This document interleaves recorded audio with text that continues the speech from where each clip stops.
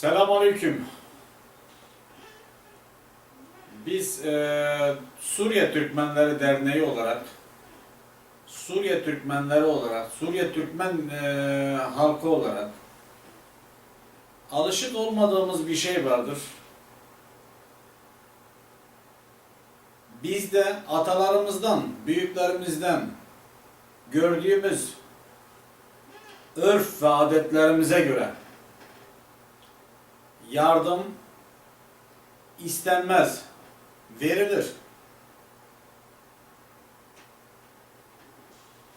Bizlere gelen yardımların, biz Türkmenlere gelen yardımların üzerinde bile, yani biz isteyerek elde edemediğimiz yardımların üzerinde oynanan oyunların biz farkındayız. Fakat yardım gönderen herkesten Allah razı olsun. Yardım geliyor.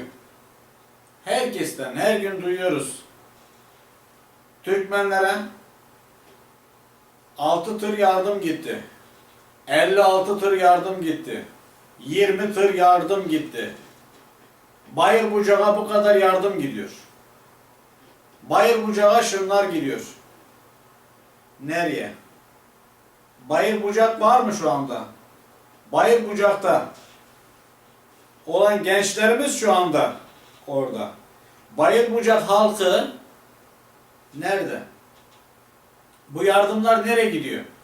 Biz dernek olarak Antakya, Suriye Türkmenleri Derneği olarak Antakya'da derneğimiz, bir Suriye Türkmenleri Derneğimiz ve Suriye Türkmenleri okulumuz var.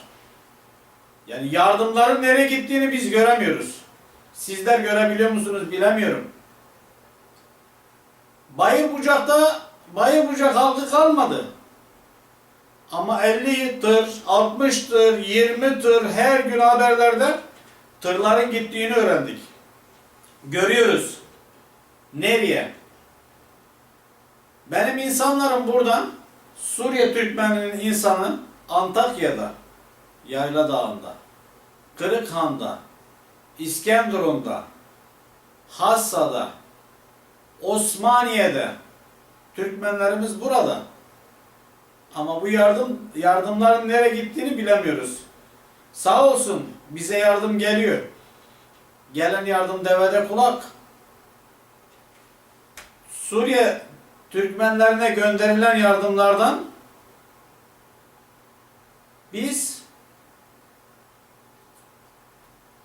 diğer şeyde göstermiş olduğum gibi bir cezaevinin kullanılmış yataklarından faydalanıyoruz. Yani burada cezaevinin battaniyasından, cezaevinin kullanılmış yatağından faydalanıyoruz. Çöpe atılacak yataklarından faydalanıyoruz. O cezaevinin yatakları cezaevi başka bir yere nakil olmuş, çöpe atacakları yataklardan faydalanıyoruz. Ama her gün duyduğumuz 50 tır, 20 tır, 30 tır, bilmem 6 tır, 5 tır yardımlar geliyor. Nereye bilemiyoruz. Şu anda benim derneğimde sadece Antakya'da 600 üzerinde ailem var. Türkmen ailem var. Gıda kolisinden başka bir şey görmedik. Ailelerimiz burada. Gıda kolisi.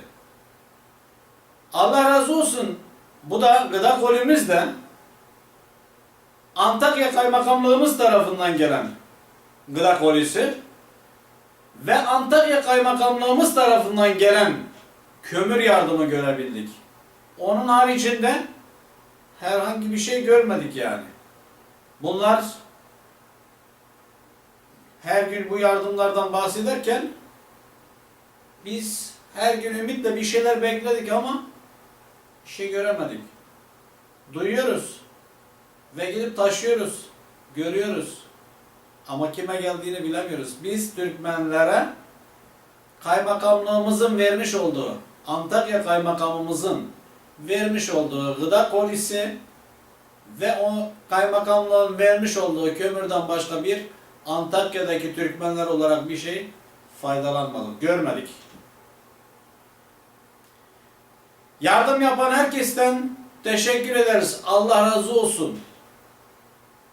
İlk başta söylediğim gibi yardım istenmez, verilir. Biz öyle gördük. Teşekkür ederiz.